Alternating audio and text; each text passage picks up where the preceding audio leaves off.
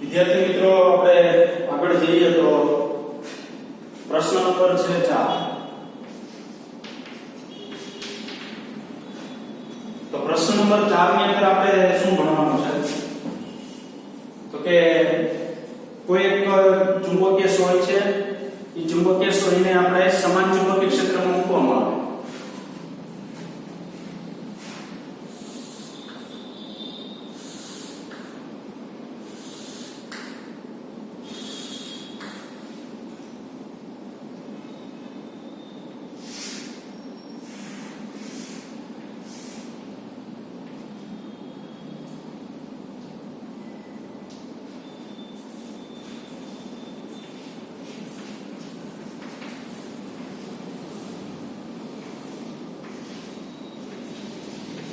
બાહ્ય ચુંબકીય ક્ષેત્ર સાથે તે ટીકાકૃતિ મૂકેલી છે. તમને ખબર છે કે વિદ્યુત ડાયપોલ જો વિદ્યુત ક્ષેત્રમાં મૂકવામાં આવે તો એના ઉપર શું લાગે? ટોર્ક લાગે. ટોર્ક લાગે એટલે શું કરે? આખું ભ્રમણ કરશે. તો આપણે અહીંયા એક ચુંબકીય સોય છે, એ ચુંબકીય સોય સમાન ચુંબકીય ક્ષેત્રમાં મૂકવામાં આવે તો ચુંબકીય ક્ષેત્ર છે ને એના ઉપર શું લગાડે? ટોર્ક લગાડે. ટોર્ક લગાડશે એટલે આખું શું થશે? ફરશે. ફરશે એટલે એનો મતલબ એવો થયો કે તમને કંઈક આવર્તકાળ મળશે. બરાબર? તો એના માટેનું આવર્તનનું સૂત્ર આપણે મેળવવાનું છે કે જ્યારે સમાન ચુંબકીય ક્ષેત્રની અંદર શું મૂકવામાં આવે? ચુંબકીય સોય મૂકવામાં આવે તો એના ઉપર શું લાગે? ટોર્ક. ટોર્કનું સૂત્ર સ્વીકારીને, તો ટોર્કનું સૂત્ર તો આપણી પાસે ઓલરેડી છે જ, m vector cross b vector. તો m vector cross b vector જે ટોર્કનું સૂત્ર છે એ સ્વીકારીને એના ઉપર લાગતું ભ્રમણ કરશે. ભ્રમણ કરશે એટલે એના આવર્તકાળનું સૂત્ર આપણે મેળવવાનું છે. ભ્રમણ કોઈ કરતું એટલે એક પરિભ્રમણ પૂર્ણ કરવા માટે લાગતો શું મેળવવાનો છે? આપણે સમય મેળવવાનો છે. તો આપણે ખબર છે વિદ્યાર્થી મિત્રો કે ટોર્કનું સૂત્ર શું છે? તો કે ટોર્કનું સૂત્ર આપણી પાસે આવું છે, જુઓ. ટા વેક્ટર બરાબર m વેક્ટર ક્રોસ શું છે? b વેક્ટર છે. તો આપણે એને લખી શકાય mb શું લખાય? sin થીટા ટાઉ બરાબર. પરંતુ અત્યારે આપણે જે વાત કરીએ છીએ કે સમાન ચુંબકીય ક્ષેત્રમાં ચુંબકીય સોય જે છે એ સમાન ચુંબકીય ક્ષેત્ર સાથે, ધારો કે સમાન ચુંબકીય ક્ષેત્ર છે, અહીં સોય આમ છે, અતિ સૂક્ષ્મ ખૂણો બનાવે છે થીટા. તો થીટા સૂક્ષ્મ ખૂણા માટે જો વાત કરવી હોય તો આ લખી શકાય રેડિયનમાં જો થીટા નાનો હોય તો sin થીટા એપ્રોક્સિમેટલી તમે શું લખી શકો? થીટા. cos હોય તો 1 થાય, sin હોય તો થીટા. sin થીટા એપ્રોક્સિમેટલી શું લખાય? થીટા. આપણે વાત કરીએ છીએ કે સૂક્ષ્મ ખૂણા માટે, બહુ મોટા ખૂણા માટે વાત નથી કરતા. સૂક્ષ્મ ખૂણા માટે થીટા sin થીટા થીટા થશે તો ટાઉ બરાબર શું થાય? mb થીટા આવું થશે. mb થીટા એવું થશે. હવે mb થીટા તો બરાબર છે, ચાલો. પરંતુ અહીંયા શું લાગે? તો કે ટોર્ક લાગે અને પુનઃસ્થાપક ટોર્ક લાગે. તો કે ટોર્ક અને પુનઃસ્થાપક ટોર્ક જ્યારે સમાન મૂલ્યના થશે ને ત્યારે સોય છે ને ઈ સ્ટેડી થઈ જાય, સ્થિર થઈ જાય. બરાબર? સામાન્ય પરિસ્થિતિની અંદર આવીને ઈ કેવી થઈ જાય? ઊભી રહી જાય. એનો મતલબ એવો થયો તો સોય જે છે તમે એને આમ એક્ઝેક્ટ ઊભી રાખશો ને તો એના ઉપર આમ બળ લાગશે, આ બળ આમ લાગશે, એટલે એને ઓટોમેટિક ફેરવીને સમાન ચુંબકીય ક્ષેત્રની દિશામાં ગોઠવી દેશે. તો ટોર્ક કેટલું લાગ્યું? તો કે ટાઉ બરાબર mb થીટા જેટલું. પુનઃસ્થાપક ટોર્ક કેટલું લાગ્યું? તો કે mb થીટા તો ખરું જ, પણ ટોર્કનું કેવું હોય છે? પુનઃસ્થાપક ટોર્ક વિરુદ્ધ દિશામાં હોય છે, માઈનસ. તો આપણે અહીંયા આવર્તકાળ જે છે એ ક્યારે માઈનસમાં હોતો નથી. તો આવર્તકાળ જે છે ક્યારે જો માઈનસમાં ન હોય તો વિદ્યાર્થી મિત્રો યાદ રાખજો, આપણે જે સમીકરણ મેળવ્યું છે આવર્તકાળનું એ આપણે કેવું મળવું જોઈએ? પ્લસમાં મળવું જોઈએ. તો જો પ્લસમાં મળવું જોઈએ ને તો અત્યારે આપણે ટોર્ક આપણી પાસે બે પ્રકારના છે, ખાલી ટોર્ક છે અને પુનઃસ્થાપક ટોર્ક છે. પરંતુ આપણે અત્યારે ઉપયોગ કરશું કોનો? પુનઃસ્થાપક ટોર્કનો ઉપયોગ કરશું. એટલે માઈનસ વાળું છે તે શું કામે? કારણ કે આગળ જતા માઈનસ કેન્સલ થઈ જશે તમારે. જો તમે ઉપરનો ઉપયોગ કરશો શું થાય?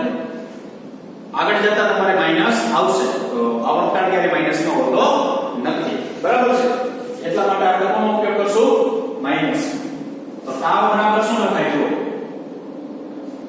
i આલ્ફા બરાબર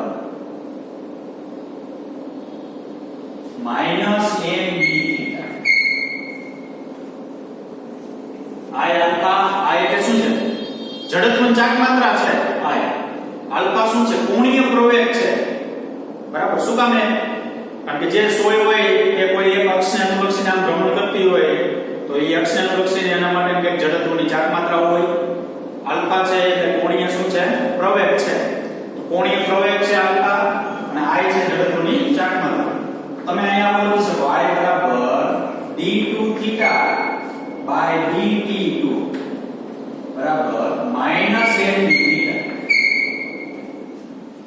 d2 theta by dt2 minus md theta equal to શું કામ એમ કોણીય પ્રવેગ બરાબર d2 થીટા બાય dt2 લખાય એ આપને ખબર છે બરાબર છે હવે જો આગળ જઈએ તો સરળ આવર્ત ગતિના સમીકરણ પરથી સરળ આવર્ત ગતિના વિકલ સમીકરણ જે તમારે કેમ આવી ગયું સરળ આવર્ત ગતિનું વિકલ સમીકરણ ડોલરમાં આવી શું હતું તો કે આપણે પાસે આવ્યું d2 થીટા બાય dt2 બરાબર minus omega square theta d2 theta by dt2 equal to minus omega square theta હવે આ જે સમીકરણ જે છે બરાબર છે એને આપણે આમ લખી શકીએ d2 theta by dt2 equal to minus md theta ના છેદમાં કેપિટલ શું લખાય કાઈ क्या लेवो काय નથી y ને ક્યાં જવા દીધું છેદમાં જવા દીધું આને ધારો કે સમીકરણ 1 કહીએ આને સમીકરણ 2 કયો બેની સરખામણી કરો શું કામ તો કે કરતા બેને સમાન છે તો કરતા બેને સમાન હોય બેની સરખામણી કરવામાં આવે તો માઈનસ ઓમેગા સ્ક્વેર થીટા બરાબર માઈનસ md થીટા ના છેદમાં કેપિટલ થાય આવું ચાલો માઈનસ માઈનસ લીધા જો તમે અહીંયા પ્લસ લીધા હોત અહીંયા બરાબર તો અહીંયા માઈનસ ભેગા આવે માઈનસ ભેગા આવે અને કે મૂલ્ય લેવાનું નથી તોય માઈનસ હોય કેવું થઈ જાય પ્લસ થઈ જાય બરાબર તો ઓમેગા સ્ક્વેર થીટા બરાબર mb થીટા છેદમાં i હવે થીટા થીટા ને શું થઈ ગયું કેન્સલ થઈ ગયું તો આ વધ્યું શું ઓમેગા સ્ક્વેર બરાબર mb ના છેદમાં કેપિટલ શું લીધું i તો ખાલી ઓમેગા બરાબર શું થાય mb ના છેદમાં કેપિટલ i અને કેમાં અંડર રૂટમાં આવું થશે ઓમેગા બરાબર અંડર રૂટમાં mb ના છેદમાં કેપિટલ શું લખી શકાય i લખી શકાય આગળ જઈએ શું મેળવવું છે આપણે તો કે આવર્તન મેળવવું છે તો કે આવર્તન જો મેળવવું હોય તો ઓમેગા બરાબર શું લખી શકાય 2 પાઈ ના છેદમાં કેપિટલ p બરાબર અંડર રૂટ mb ના છેદમાં કેપિટલ શું લખાય i તો t ને હું જો કરતા કર દો તો અહીંયા એ આવશે તો અહીં 2 pi under root I upon mb ખૂબ જ અગત્યનું સમીકરણ આને પ્રાપ્ત થશે ખૂબ જ અગત્યનું સમીકરણ આને પ્રાપ્ત થશે કોઈ પણ સમાન ચુંબકીય ક્ષેત્રની અંદર કોઈ પણ ચુંબક મૂકવામાં આવે તો તેના ઉપર ટોર્ક લાગે એ ટોર્ક ઉપરથી ફરશે તો એક પરિભ્રમણ પૂર્ણ કરવા માટે લાગતો સમય કેટલો એના માટે તો કે t બરાબર 2 પાઈ √ i ના છેદમાં mb જેટલો હવે અહીંયા p સ્ક્વેર બરાબર શું થાય તો કે 4 પાઈ સ્ક્વેર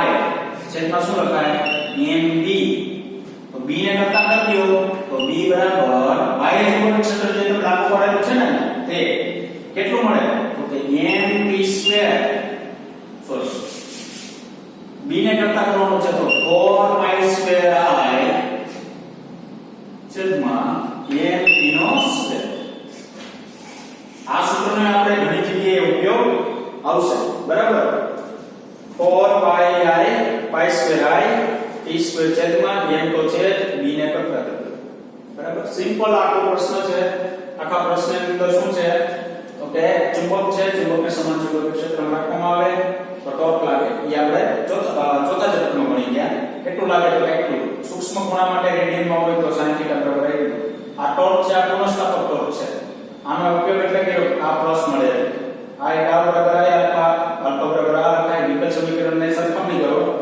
તો બે નું સમાન કરતા છે સામ સામ સરખાવી દો પ્લસ પ્લસ માઈનસ કેન્સલ થઈ જાય થીટા કેન્સલ થઈ જાય ઓમેગા મળે ઓમેગા એટલે તો કોઈ બાય ટી ને કરતા કરતા ખ્યાલ આવ્યો એ આગળ જઈએ તો આપણે સ્થિતિ ઊર્જા છે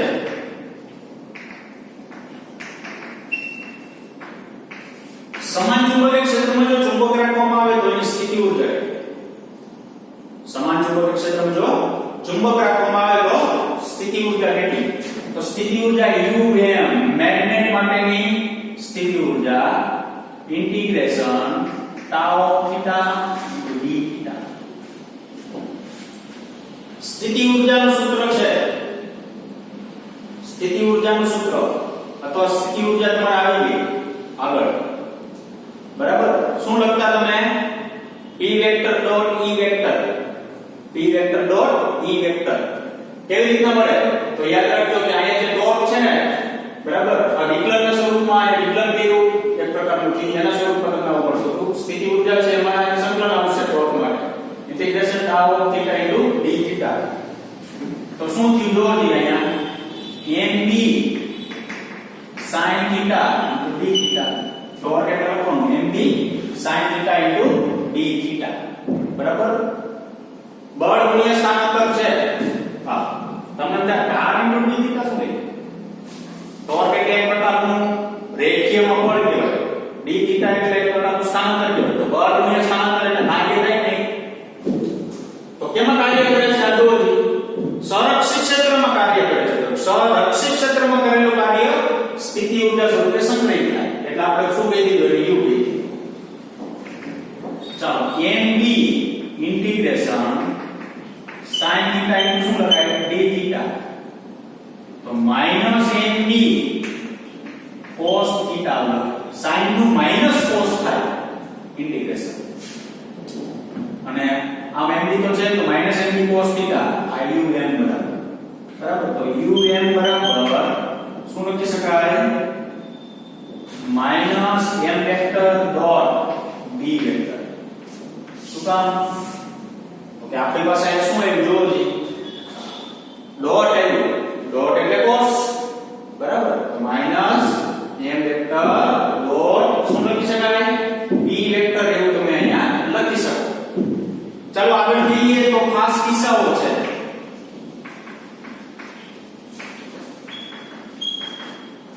ખાસ કિસ્સાઓમાં પહેલો કિસ્સો છે જો થીટા બરાબર 0 લેવામાં આવે આમાં થીટા બરાબર શું લેવામાં આવે 0 તો u બરાબર શું મળે તમને તો કે -mb u બરાબર શું મળે -mb એટલે આપણે એવું કહેવાય ન્યૂનતમ સ્થિતિ ઊર્જા -mb એટલે શું કહેવાય ન્યૂનતમ સ્થિતિ ઊર્જા પરંતુ અહીં લખી શું શકાય મહત્તમ સ્થાયી અવસ્થા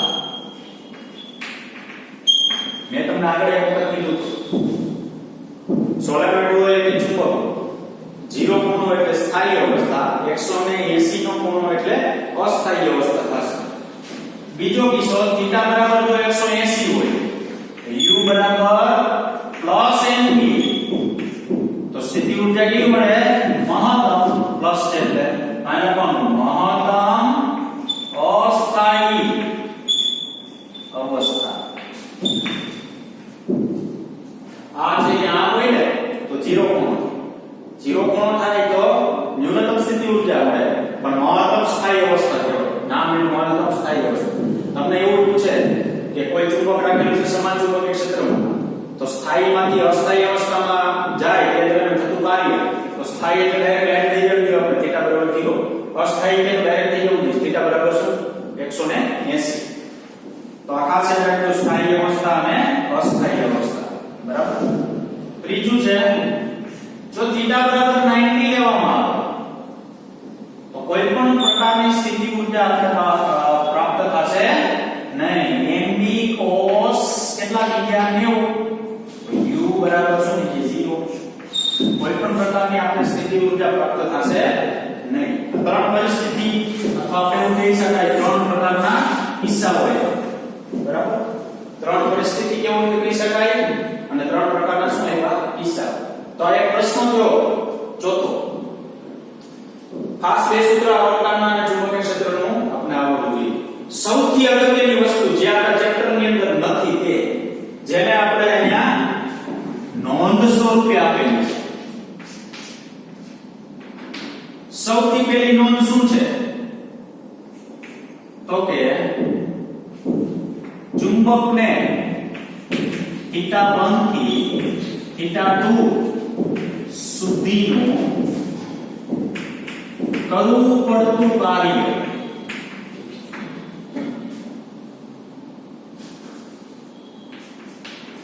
W બરાબર mb cos θ1 minus cos θ2.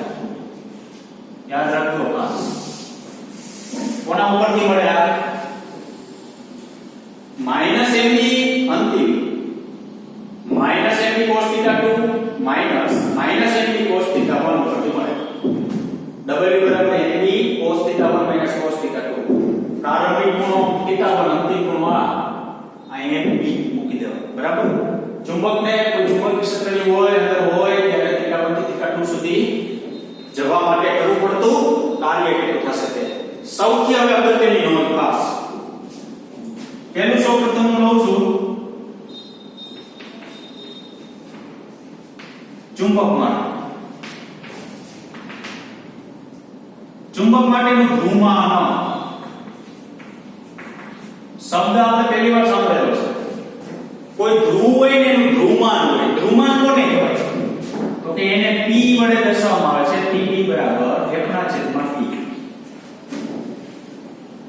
તમે એમ કહો કે કોઈ વિદ્યુતભાર છે બરાબર તો એ વિદ્યુતભાર માટેની મોમેન્ટ કેટલી તો કે m સોરી શું કહેવાય q * 2h p બરાબર q * 2h.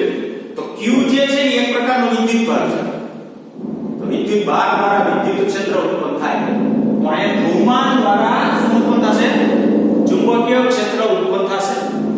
કોને કહેવાય ધ્રુવમાન તો કે એકમ ચુંબકીય ક્ષેત્રમાં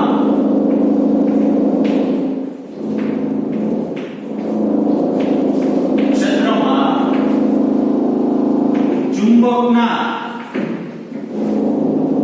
ધ્રુવ પર લાગતું બળને ચુંબકનું શું કહેવામાં આવે ધ્રુવમાન કહે છે. ટૂંકમાં એકમ ચુંબકીય ક્ષેત્રમાં રહેલો કોઈ ચુંબક હોય એના ધ્રુવ ઉપર જે બળ લાગે ને એને શું કહેવામાં આવે ધ્રુવમાન કહેવામાં આવે છે. ટૂંકમાં સૂત્ર યાદ રાખજો. ટેક્સ્ટમાં કહે છે નહીં. ડાયપોલ મોમેન્ટ તો ચુંબકની ડાયપોલ મોમેન્ટ કેટલી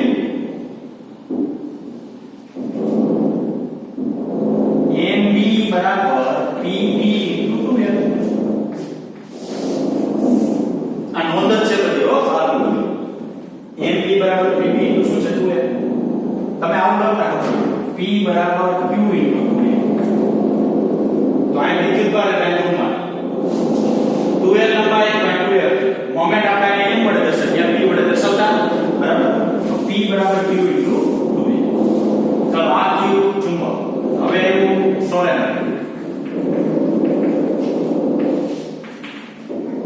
સોલેનોઇડ માટે શું છે તો કે પહેલા એની મોમેન્ટ લઈએ. તો એની મોમેન્ટ છે ms બરાબર ps * 2f. આપેલું સૂત્ર. મોમેન્ટ નું બીજું સૂત્ર કેપિટલ NIA.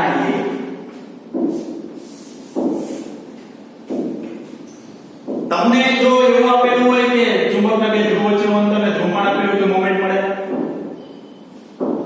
સોરી સોલેનોઇડનું લંબાઈને ધ્રુવમાન આપેલું તો મળે. સોલેનોઇડ આંતર સંખ્યા પ્રવાહ અને આચ્છાદિત ક્ષેત્રફળ આપેલું હોય તો તમે ધ્રુવમાન સોરી મોમેન્ટ એની મેળવી શકો. જો હજી મોમેન્ટ માટે બે સૂત્રનો તમે ઉપયોગ કરી શકો.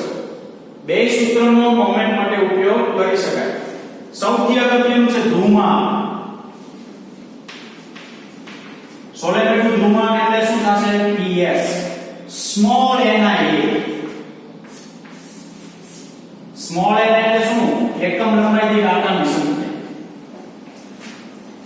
12 લંબાઈ હોય છે એમાં કેટલા આકાર છે કેપિટલ n એટલે એને સ્મોલ n. જોજો આમાં કન્ફ્યુઝન ન થવું જોઈએ. વિદ્યાર્થી મિત્રો જે છે આમાં ખૂબ જ ભૂલ કરે છે બરાબર. ભૂલ થવી જોઈએ નહીં. શું કામ તો કે અહીંયા મોમેન્ટ જે છે ને એમાં કેપિટલ n આવે છે, ધ્રુવમાનમાં સ્મોલ n આવે છે સોલેનોઇડ માટે. ગેરમાત્ર એટલો છે જો આનું ધ્રુવમાન એકમ છે તો બીજું વાંધો નહીં. આનું શું છે સ્મોલ n I a. શું કામ તો કે આની આટાઓ આવે, ઓમાં આટાઓ આવતા નથી. બરાબર, બેમાં ફેર કેટલો? આમાં આટાઓ આવે, આમાં આટાઓ આવતા નથી. એટલે ખાસ વિદ્યાર્થી મિત્રો ધ્યાન રાખજો, અહીંયા મોમેન્ટ છે કેપિટલ n I a અને અહીંયા કેટલું છે ધ્રુવમાન small n I a. Capital n અને સ્મોલ n માં હાથી ઘોડાનો ફેર છે, કારણ કે એકમ લંબાઈની આંટાની સંખ્યા છે અને કેપિટલ n એટલે ડાયરેક્ટ સોલેનોઇડના કુલ આંટાની સંખ્યા છે. આ યાદ રાખવાનું છે. હવે છેલ્લે એક લીટી લખેલી છે. શું લીટી લખેલી છે? કે કોઈ પણ ચુંબક હોય કે સોલેનોઇડ હોય એને વચ્ચેથી જો કાપવામાં આવે, ધારો કે 2l લંબાઈનું સોલેનોઇડ છે તો 2l લંબાઈનું શું છે ચુંબક છે, વચ્ચેથી કાપવામાં આવે તો એની મોમેન્ટ કેવી થઈ જાય? અડધી થાય. શું કામ? લંબાઈ અડધી થઈ ગઈ, 2l ની જગ્યાએ l આવી જાય, લંબાઈ તો ખરેખર અડધી થઈ ને, તો અડધી લંબાઈ થાય એટલે મોમેન્ટ શું થઈ ગઈ? અડધી. અહીંયા લંબાઈ કેવી થઈ ગઈ? અડધી, તો એ મોમેન્ટ કેવી થઈ ગઈ? અડધી. વિદ્યાર્થી મિત્રો હવે જે હું અહીંયા કરાવું છું ને એ સૌથી અગત્યનું છે. ચુંબકના ટુકડા કરવામાં આવે ત્યારે કઈ પ્રકારની મોમેન્ટ હોય ને કયા પ્રકારનું ધ્રુવમાન હોય. બરાબર, ધારો કે મારી પાસે એક ચુંબક છે n ને s, હું ચુંબકને આમ કાપું છું, અક્ષને લંબ કાપું છું. જોજો ચુંબકની અક્ષ આમ છે એને કેવું કાપું છું? લંબ. જો લંબ કાપી કેટલા ટુકડા થયા? બે ટુકડા થયા કે નહીં? ns ns. જો ચુંબકને લંબ કાપવામાં આવે ને તો એની મોમેન્ટ અડધી થાય, તો m/2. ધ્રુવમાનમાં કાંઈ ફેર પડતો નથી. ધ્રુવમાન કેટલું રહેશે? p નું p જ રહેશે. બરાબર, હવે હું આગળ ચાલું. ઈના ચુંબકના મેં કેટલા ટુકડા કર્યા? 3 ટુકડા કર્યા.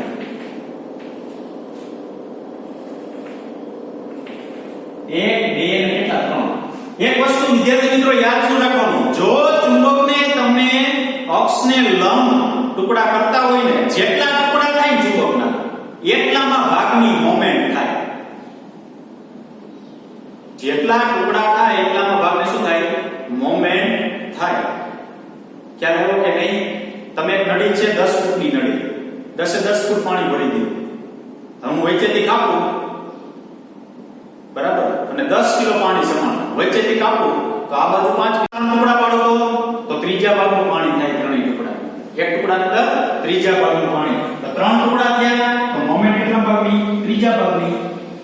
તો m/3 pm. ખ્યાલ આવ્યો?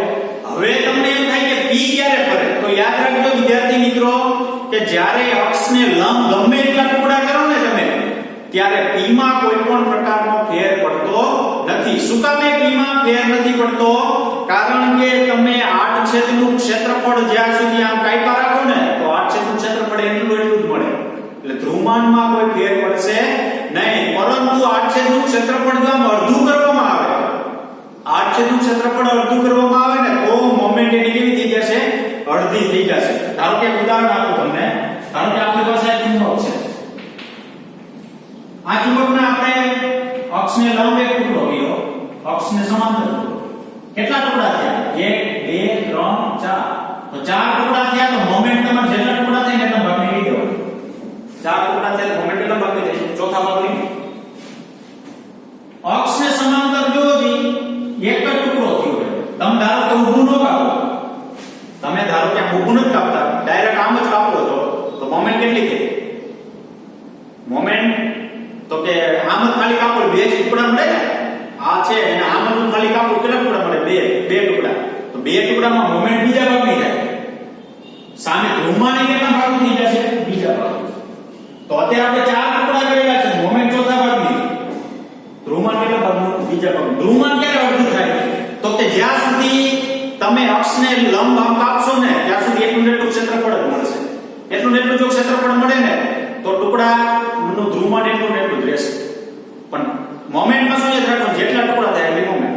આમ કાપશો તો જો ક્ષેત્રફળ અડધું થયું, ક્ષેત્રફળ અડધું થાય ડાયરેક્ટ ધ્રુવમાન કેવું કહી દેવાનું? અડધું કહી દેવાનું. બરાબર? તો તો જો આવે હજે ઉદાહરણ આપે આ ચુંબકના ટુકડાનું આમ કાપો એટલે બે ટુકડા થયા તો મોમેન્ટ બીજા ભાગની સામે ધ્રુવમાન કેના ભાગનું બીજા ભાગનું ચાલો અહીંયા ચુંબક અક્ષને લંબ એક ટુકડો કીધો એટલે સોરી એકવાર બે ટુકડા થયા તો મોમેન્ટ બીજા ભાગનું ક્ષેત્રફળ તો એટલું જ મળે એટલે pm ત્રણ ટુકડા થયા મોમેન્ટ ત્રીજા ભાગનું ક્ષેત્રફળ એટલું એટલે pm આમ એટલે એક નામી ગયું ચાર ટુકડા થયા મોમેન્ટ કેટલા ભાગનું ચોથા ભાગનું બરાબર પણ આમ તો એક જ ભાગ આપ્યું છે ને તો ક્ષેત્રફળ એટલું થાય એટલે ધ્રુવમાન કેવું ઓળખું કારણ કે આ જો ક્ષેત્રફળ છે બરાબર પછી આને કેવું છે અહીં ખાલી આમ જ લખ્યું પણ ટુકડા તો બે થયા તો બે ટુકડા થાય તો મોમેન્ટ તો ઓલરેડી થાય છે તો સામે p/2 થશે હજે ઉદાહરણ લઈએ સરસ આ ચુંબક જે છે એને આમ ટુકડો કરવામાં આવે તો તમને ખબર પડી ગઈ p/2 હવે આમ ઊભા આમ ટુકડા કેટલા ટુકડા થાય 6 1 2 3 4 5 6 મોમેન્ટ કેટલા ભાગની છઠ્ઠા ભાગની આમ તો મેં એક જ વાર લખ્યું ને ધ્રુવમાન કેટલું બીજા ટૂંકમાં યાદ શું રાખવાનું જો તમે અક્ષને સમાંતર કાપો ને તો જ ધ્રુવમાનમાં ફેર પડે લંબ જ્યાં સુધી કાપ્યા રાખશો ને ધ્રુવમાન એનું મોમેન્ટ એક છે ને એ ખાલી શું થશે ગઈરા રાખશે બરાબર તો આ થોડું કોમ્પ્લિકેટેડ છે ખાસ યાદ રાખજો વિદ્યાર્થી મિત્રો ખૂબ જ અગત્યની વસ્તુ છે ભૂલવું જોઈએ નહીં બરાબર છે તો આપણે આ લેક્ચર જે છે એ આપણે